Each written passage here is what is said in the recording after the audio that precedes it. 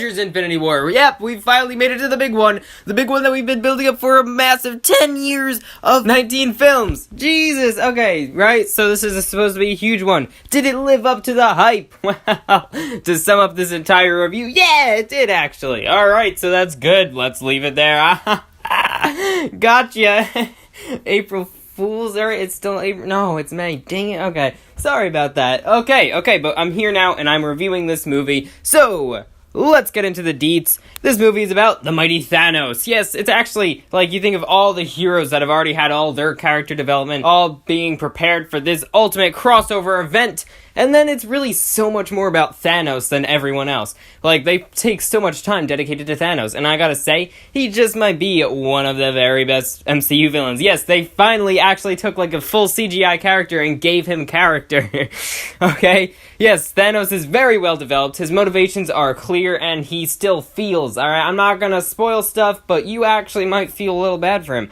And, you know, it's like he thinks he's doing good for the universe by trying to have his one call to make one then snap a finger and get rid of half the universe. It's overpopulation, and hey, that gets us into a classic Marvel tradition in which their thematic ideas are very well portrayed in the form of taking some realistic issues and putting it into some big superhero action blockbuster plot, right? And basically, Thanos, again, is a really, really solid, well-done villain. And it's actually, he has a bit of a competition with Killmonger, except maybe one way you could say he's definitely much, much better than Killmonger is his intimidation. Yo, that guy is powerful, okay? They set him up to be the greatest threat to the Avengers, and yeah, they do that very well. So basically, he gets at least one beating out of every single Avenger and Guardian. Yes, so Avengers and the Guardians of the Galaxy are teaming up. So many crossover event characters. Oh, it's so many! So how do they deal with that? Well, you know Marvel, they did it pretty well done. Alright, you know what they're doing. They're, you know, having comedy all over the place. You know, they're painting this stuff with big fat laughs, but it's not too much comedy. It's not like a Thor Ragnarok or a full-on Guardians of the Galaxy film, but it's still, like, you know, very well-placed humor. It doesn't ruin any super dramatic scenes, like, as people have claimed that's a problem with Marvel. They avoid doing that, which that's pretty good. I mean, maybe sometimes it does. Like, there's a few scenes where maybe they just have to end it with a joke because they feel like they had to do that, and it maybe kind of ruins the seriousness of the moment, but it's great. It's a really funny film. Like, they put their perfect jokes in where they fit in perfectly, alright? You know, a lot of the character interactions are super fun to see, super cool to see, you know, like, what would Bucky say to Rocket Raccoon? What would Captain America say to Groot? You know, all these different combinations of characters meeting each other. You don't, unfortunately, get to see every single character meet every single character. Like, not everyone talks to everyone. We don't ever get one giant shot of every single character together, which is a little unfortunate, but hey, maybe we'll get that in Avengers 4. So how about character development, though? With this huge cast, how could they possibly do it? Well, again, you know Marvel. You still get depth into each character. I'm not going to say every single character. Some characters are a little bland. You know, you definitely need to depend on having already known the established character before watching Infinity War. Because if you're just going into Infinity War without watching any of the other Marvel movies, and, like, you don't know who one character is, you're just gonna be like, why do I care about this person, you know? You still need to know all of their backgrounds, and by the way, Infinity War does spoil, like, some of the major spoilers for all the past MCU films, just saying. Like, they'll literally go through lists of characters that died.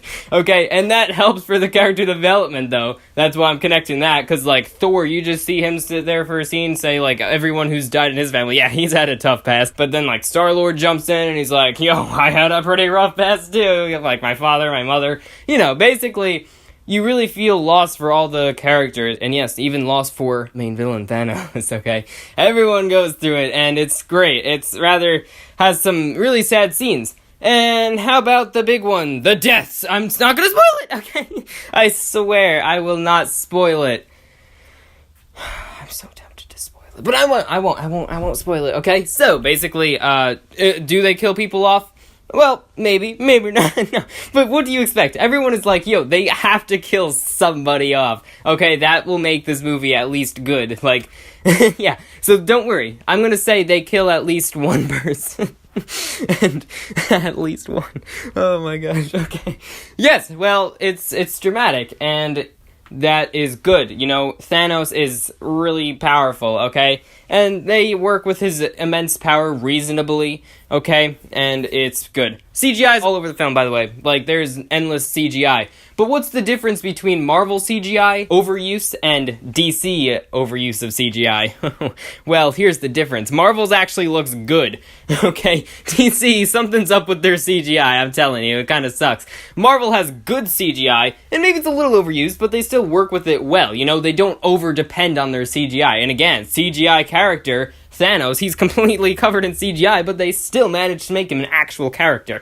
Okay, so that's it. I'm not going to go too in-depth with, everybody's character development, but don't worry, there's a good amount in there, and they do that really good. The plot is really fun. It's pretty fast-paced, but you gotta obviously understand why they would make it fast-paced, okay? That is proper for this huge film, and it's the beginning of the grand finale, so yeah, it's kind of left on a big cliffhanger. I'm sure you knew that if you at least looked at any other review. Like, that ending really gets you, alright? It's a solid ending that really makes you have to come back for the next one. That's all I'm gonna say about that. So, I will make a spoiler review, most likely.